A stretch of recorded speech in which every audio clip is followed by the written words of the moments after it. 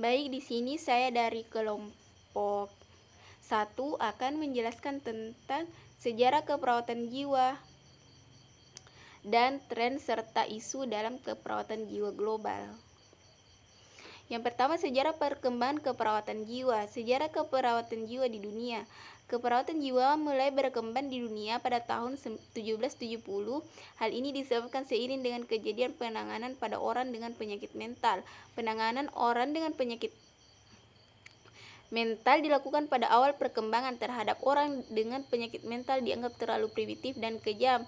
Adapun persepsi tentang keperawatan jiwa dimulai dari masa peradaban sampai sekarang.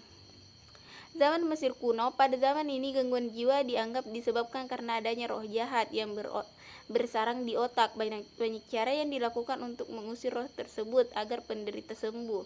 Yang kedua, zaman Yunani. Pada zaman ini gangguan jiwa sudah dianggap sebagai suatu penyakit. Para leluhur Yunani percaya bahwa gangguan emosional diakibatkan karena tidak berfungsinya organ pada otak. Yang ketiga, zaman Vesalius. Vesalius tidak yakin hanya dengan mempelajari anatomi hewan saja, sehingga ia mempelajari otak dan sistem tubuh manusia. Namun, membelah kepala manusia untuk dipelajari merupakan hal yang mustahil, apalagi mempelajari seluruh sistem tubuh manusia. Akhirnya, ia berusaha mencuri mayat manusia untuk dipelajari. Masa pertengahan Revolusi Prancis 1. Setelah gangguan jiwa dinyatakan sebagai penyakit pada zaman Vesalius, pada era ini disebut juga era alienation, social exclusion, confinement. Para dokter menjelaskan gejala yang sering terjadi, seperti depression, paranoid, delusions, hysteris, nightmares. Yang kelima, revolusi kesehatan jiwa 2. Dengan diterimanya gangguan jiwa sebagai suatu penyakit, maka terjadilah perubahan orientasi organ biologis. Yang keenam, revolusi kesehatan jiwa 3. Pada masa abad ke-20, perubahan mengenai kesehatan mental sangat besar dipengaruhi oleh Clifford Beers dengan diterbitkannya buku yang berjudul A Mind Upon Itself 1908. Dia menulis bukunya berdasarkan pengalaman dan observasi selama 3 tahun sebagai pasien di rumah sakit jiwa. Sejarah keperawatan jiwa di Indonesia sudah dikenal dengan adanya gangguan jiwa, misalnya dalam cerita Mahabharata dan Ramayana, dikenal adanya Sri Kandi Edan, Gatot Kaca Gandrung.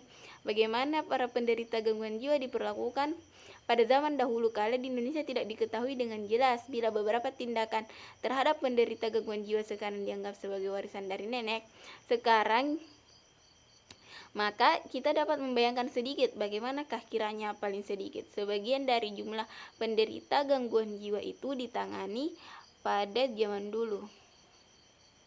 Perspektif keperawatan jiwa.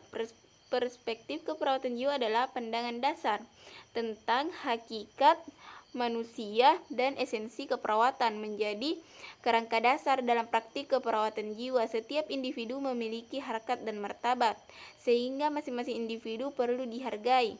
Tujuan individu meliputi tumbuh sehat, otonomi, dan aktualisasi diri. Masing-masing individu berpotensi untuk berubah karena kita tahu bahwa manusia adalah makhluk holistik yang kebutuhannya berbeda. Semua perilaku individu itu bermakna, meliputi pikiran, persepsi, perasaan, dan tindakan. Isu tentang keperawatan jiwa, tren atau current issue dalam keperawatan jiwa adalah masalah yang sedang hangat dibicarakan dan dianggap penting. Masalah tersebut dapat dianggap berdampak besar pada keperawatan jiwa, baik dalam tatanan regional maupun global. Ada beberapa tren penting yang menjadi perhatian terhadap keperawatan jiwa. Di antaranya, kesehatan jiwa dimulai masa konsepsi, tren peningkatan masalah kesehatan jiwa, kecenderungan faktor penyebab gangguan jiwa, kecenderungan situasi di era globalisasi dan perubahan orientasi sehat, kecenderungan penyakit. Tren bunuh diri pada anak dan remaja.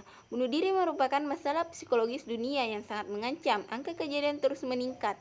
Metode paling disukai seperti menggunakan pistol, menggantung diri, dan minum racun. Keberhasilan bunuh diri pada pria lebih banyak 3 kali dari wanita. Bunuh diri pada pria Bunuh diri merupakan suatu tindakan mencabut nyawa sendiri dengan sengaja, jalan pintas yang dikutuk Tuhan. Latar belakang terjadinya bunuh diri beragam seperti asmara, pekerjaan, problem rumah tangga, dan ekonomi.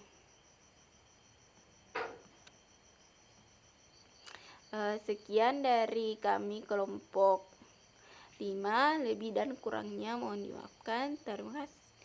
Terima kasih.